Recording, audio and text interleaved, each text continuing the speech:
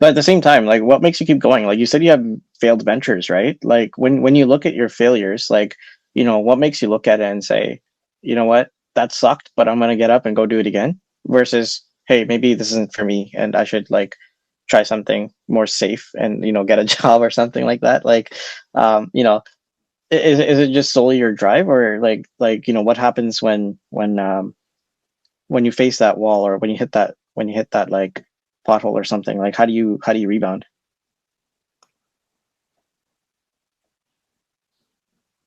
I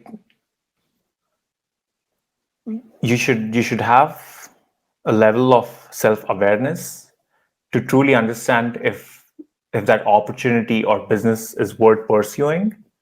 That's number one. And if you truly think that's worth pursuing and it's profitable,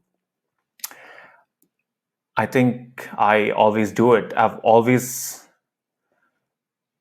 mean, even in the smallest instances of my life, I've always gotten things, even though if I can't get it in a straight path, I will always create a path to get to the eventual goal. So I'm glad you said that. I've always been that man, that person who creates ways to get it done. I don't give up. It's not part of my personality. It's not part Right. of my branding either. It's the personality that I possess is not part of it. So I don't know how to answer that because I have a totally different frame of mind. I have a totally different mindset when it comes to getting things done. And when I hit that wall, I mean, I do feel sad. I do feel frustrated. I do feel the anxiety, when things don't work, when things don't go your way. But I don't express my emotions out. I believe in stoicism and I follow stoic principles. And yeah, I honestly, to be honest with you, I haven't cried since 10, I don't know, like since 10, 15 years, since I was a kid. You won't see a tear in my eye, even if anything bad happens, anything crazy shit happens, you Yeah. won't see a tear in my eye. So I'm always I try to be always at a balanced state, not too ecstatic, not too depressed. That's just who I am. I And think you highlighted one of the most important like characteristics, which is to understand that things go bad, things happen, things will go bad one point or things will another. go And bad. Yeah. yeah, like it's just how you react to it is the only thing that matters. It's like, yeah, it happened, so like, are you gonna cry about it? No, like, just figure out the next way to do it, right? And that's Figure that's the out plan entrepreneurial B. spirit. Yeah. Exactly. Figure out plan B, figure out plan C, go all the way to Z, and start over at double A, right? It's it's that. But at the same time, I would also caution, because sometimes you end up getting tunnel visioned and go down like a rabbit hole that uh, you know, and in those situations, I would say one of the most important things is to have a network that you can trust, that you can go to for genuine advice, not people that say okay, yes, and whatever to you just because you want to hear it, or those that push you down. No, you want genuine people who have a sense of what they're talking about and who have the best intention for you. And Mm, those are typically, they turn out to be your advisors or your mentors, right? And absolutely. I think every entrepreneur and everyone in general needs to have at least one or two people that are in that position for them, because there'll be times when you're heading down the wrong path and you need an outside voice like that to say, like, you got to have someone to pull you back, and to realign and refocus your thoughts. Um, Mm. so I agree in everything you said, but I also think that we need to have a counsel for ourselves that we respect and listen to. I And I think 100% together, agree. exactly.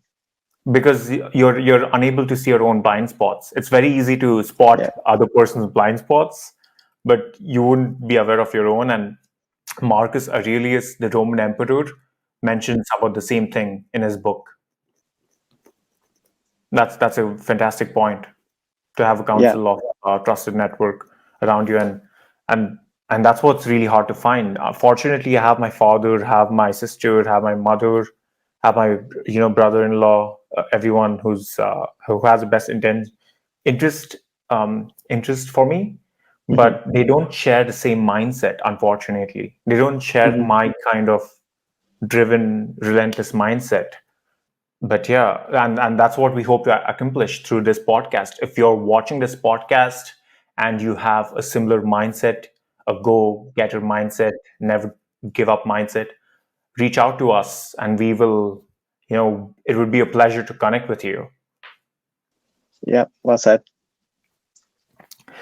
Yeah, I think we covered all topics, and we perhaps could have gone 10 minutes, 15 minutes over the limit. Honestly, I feel like we just end up talking all night if we were given the opportunity. So Exactly. It was such a pleasure talking to you, Abhilash, and I genuinely appreciate your time. I know time is extremely valuable to all of us. We all have limited time, and yeah, I couldn't be more humbled and more grateful to spending your 1 hour 7 minutes with me.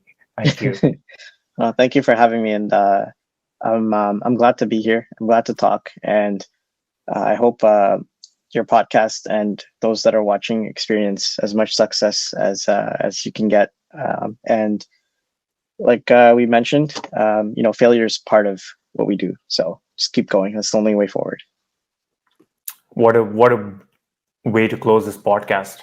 Thank you so much for watching. We truly appreciate it, and we hope you got some valuable insights from the podcast. Until next time, take care. Don't forget to like and subscribe, and we will have all the social media links below in the description. Abhilash's Instagram will be in the description, or his website, or LinkedIn, any way to contact him, and myself as well. So thank you and take care.